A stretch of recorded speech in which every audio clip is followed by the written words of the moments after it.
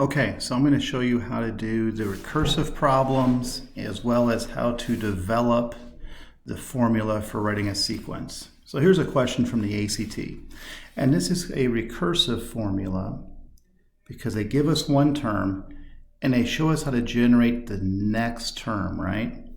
So we know that term 1 is equal to a 4, right? That's what they tell us. So I notice in here my variable is n.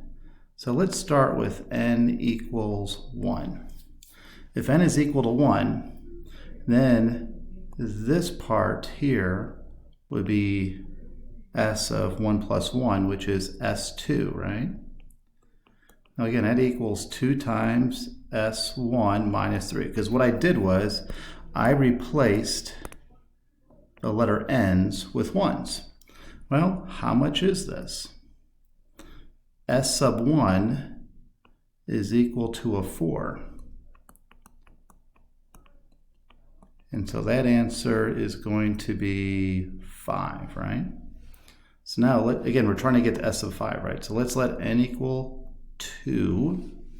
So this would be S sub, again, if I look at the formula, and I'm just replacing the n's with a 2 now. So that becomes S sub 3 equals 2 S sub 2 minus 3. And again, S sub 2 is a 5.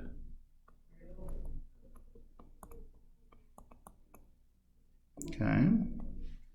Then again, we're trying to get to S sub 5, right? So we're at S sub 3 right now. So let's let n equal 3. So this becomes 4. And again, I'm just changing the letter n to be a 3 now because we're on when n is equal to a 3.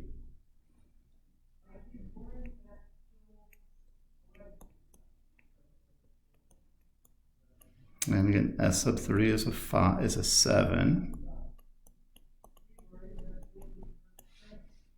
So 2 times 7 is 14. 14 minus 3 is an 11. Now we'll let n equal 4.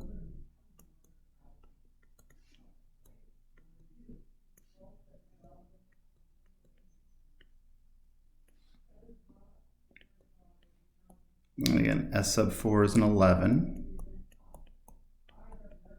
So 2 times 11 is 22. 22 minus 3 is 19. And that is what our answer is. That's how you do these recursive formulas. That's what a recursive sequence is that to get the next term, right, to keep going to the next term, you have to use the previous term to figure it out. ACT tends to like these ones. Now in class, we went ahead and did some other ones as well. All right. I'll let you check the notes for that. Now the other thing I want us to be able to do is to generate a sequence of numbers, right? Generate the formula for this. So the way to do these problems, if we look at problem number A, I want to come up with the formula for this problem, right? Hold on a second. I want to come up with the formula for this problem. What is a sub n, right? Well, if you notice, we are always adding 3 to get the next term. So that means the formula is going to be 3n. If we were adding 2, it would be a 2n. If we were subtracting 7 every time, it would be a negative 7n, all right? So now we have to do some adjusting. Now this is the first term, second term, third term, fourth term, and fifth term. Let's see if this works. If I were to try out this fourth term here, a sub 4, well, that's going to be 3 times 4. That's what our formula says, 3 times n. Well, 3 times 4 is 12, right? But we need to get an 11. So if I were to subtract 1 from this, that would get me to 11. Let's see if it works for this term. When n is a 5. 3 times 5 is 15, and 15 subtract 1 is 14. That is our result. That's how we go about doing these ones.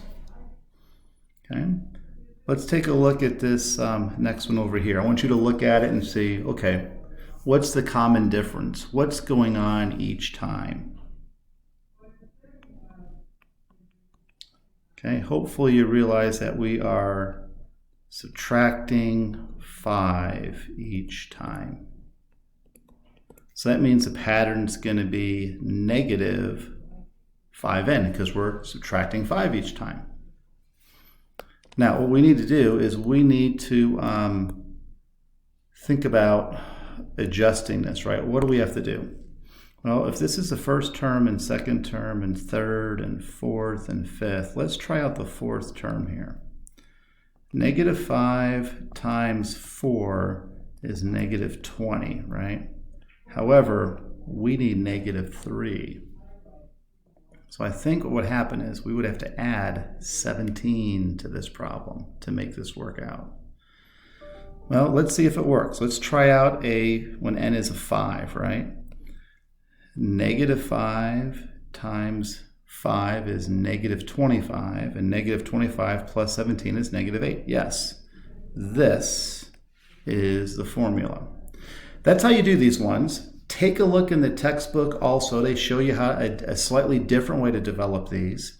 There, on the homework, there's probably going to be 2 problems that you're not going to be sure on how to do. And that's okay. We'll talk about them in class. Nice work, everyone.